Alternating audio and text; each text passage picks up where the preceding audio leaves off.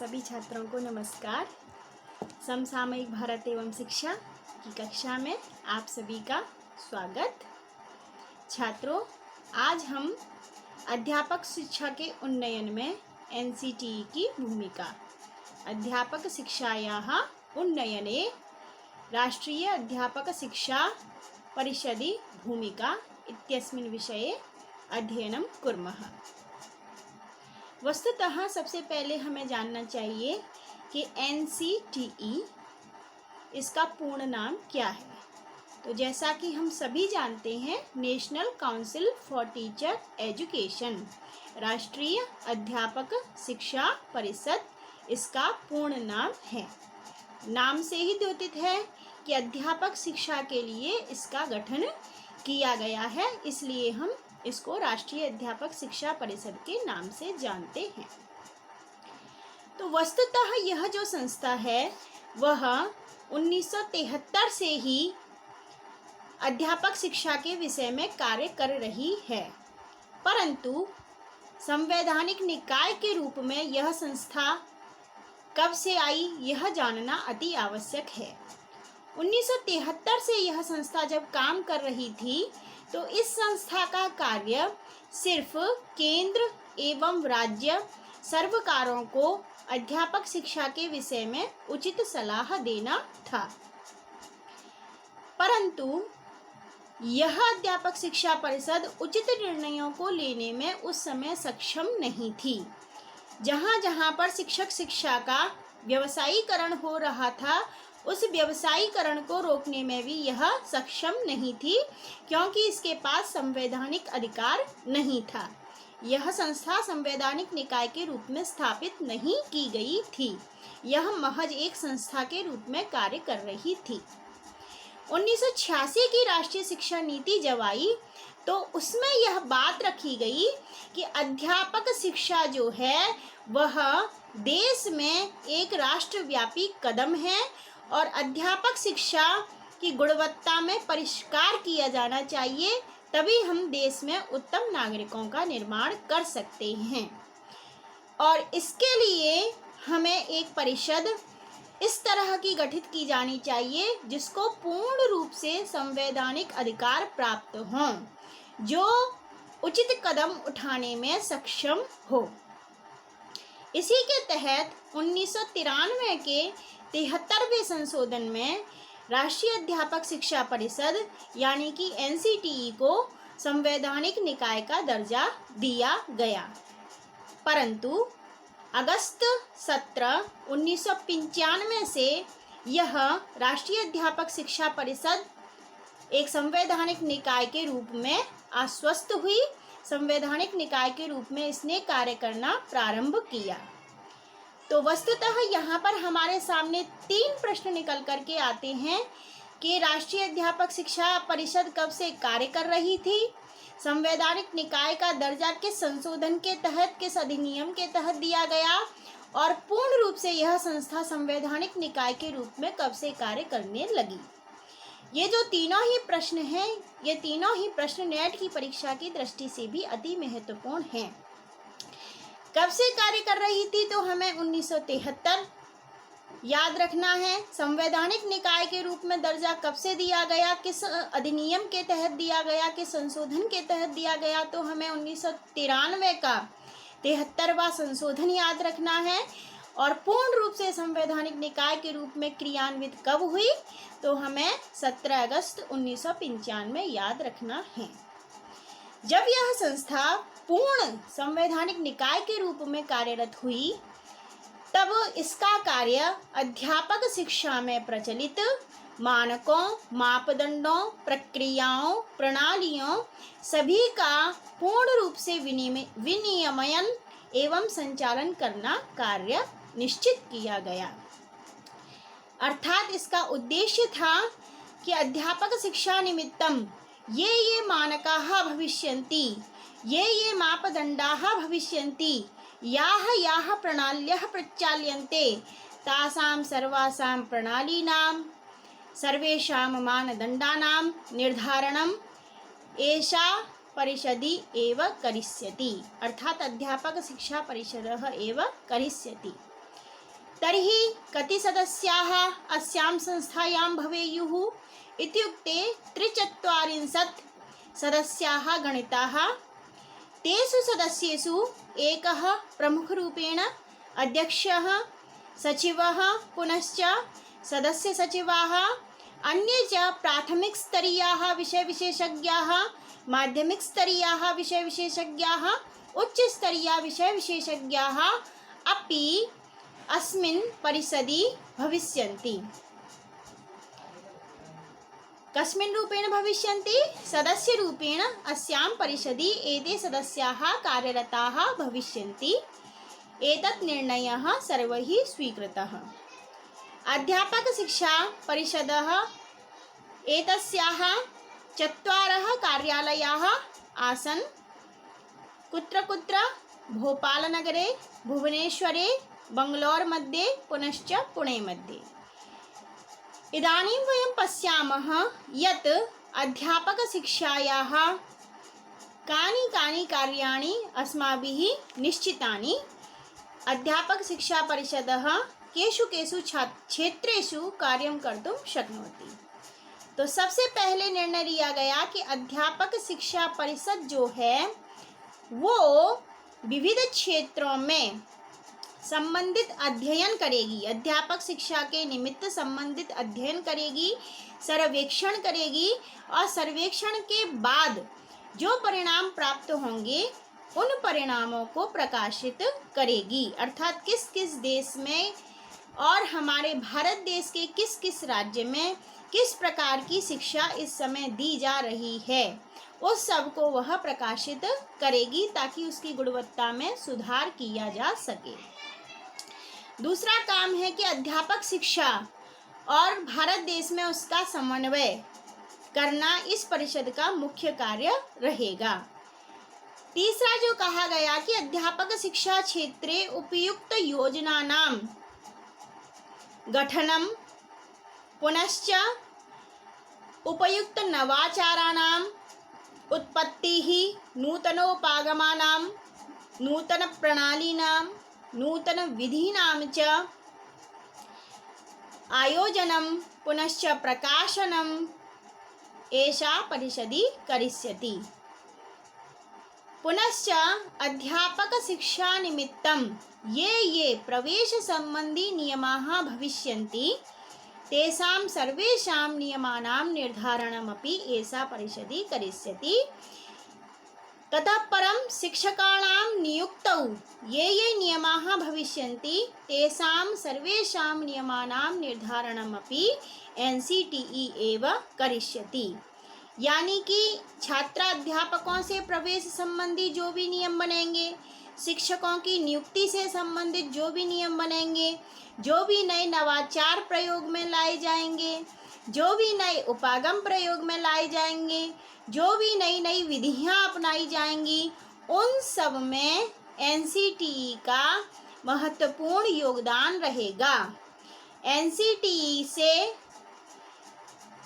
अनुमति लेने के बाद ही इन सब योजनाओं को क्रियान्वित किया जाएगा।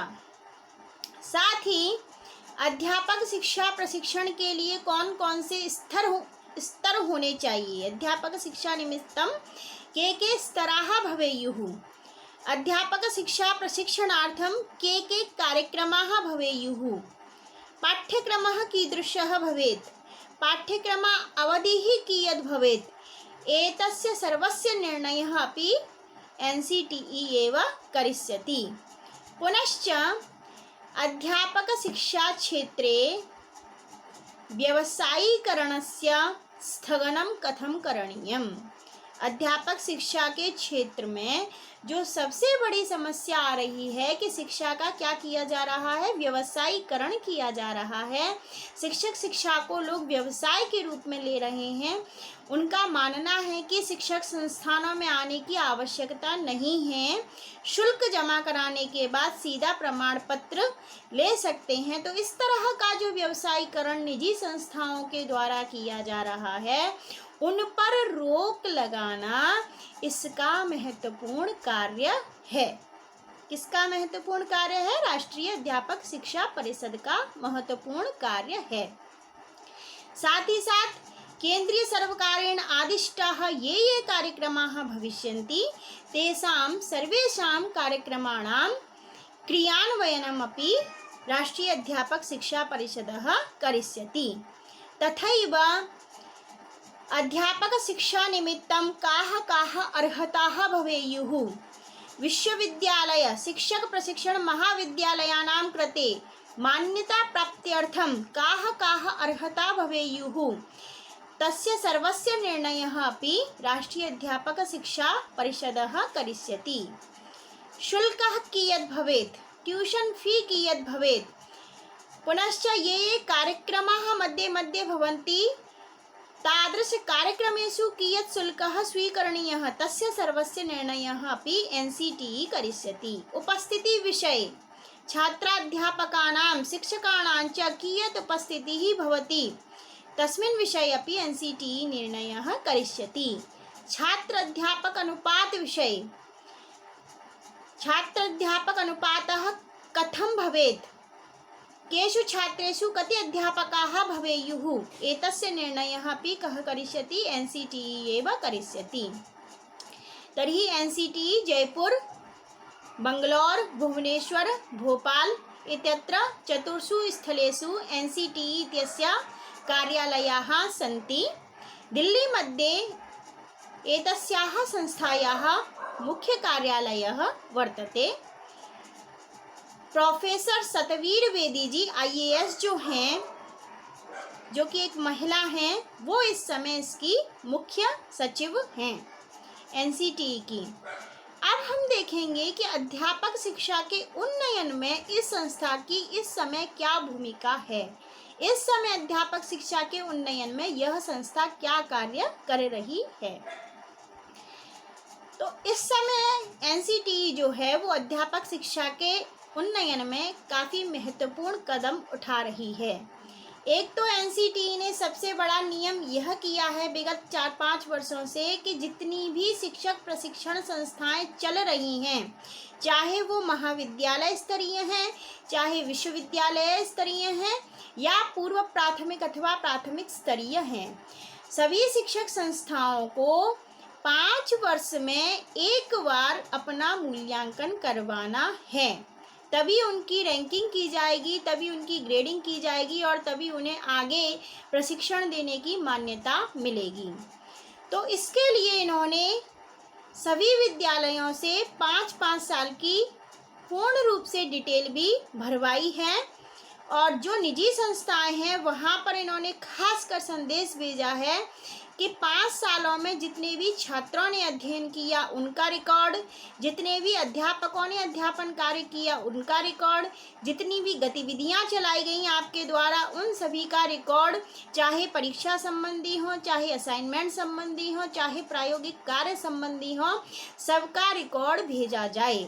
उसके लिए पिछले वर्ष जो है TIJR के नाम से एक प्रोजेक्ट उन्होंने बनाया था और यह प्रोजेक्ट सभी संस्थाओं के द्वारा फिल करवाया गया था, पूर्ण करवाया गया था, भरवाया गया था, जिसमें ये सभी डिटेलें NCTE के द्वारा मांगी गई थीं ताकि NCTE के द्वारा जांच की जा सके कि वास्तविक रूप से प्रशिक्षण कहाँ कहाँ दिया जा रहा है और कहाँ कहाँ प्रशिक्षण के नाम पर सिर्फ शुल्क वसूला जा रहा है और छात्राध्यापकों को प्रमाण पत्र बांटे जा रहे हैं। तो यह एक कदम जो है NCTE के द्वारा उठाया गया, जिसमें कम से कम 18,000 शैक्षिक शिक्षण संस्थाओं की प्रत्यायन एवं रैंकिंग के लिए NCTE ने कदम उठाया।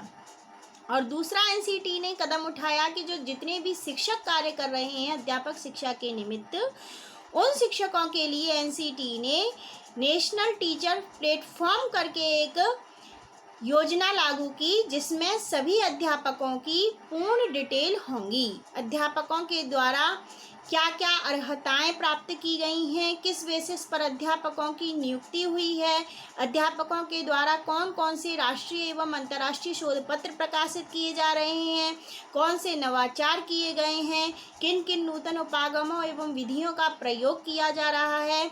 इस सब के लिए उन्होंने नेशनल टीचर प्लेटफॉर्म करके एक योजना लागू की, जिसमें सभी अध्यापकों को अपनी अपनी डिटेल्स फिल करनी है। तो इसके द्वारा एनसीटी जो है वो शिक्षक प्रशिक्षण संस्थाओं की प्रत्यायन एवं रैंकिंग करती है और उनको ग्रेड देती है।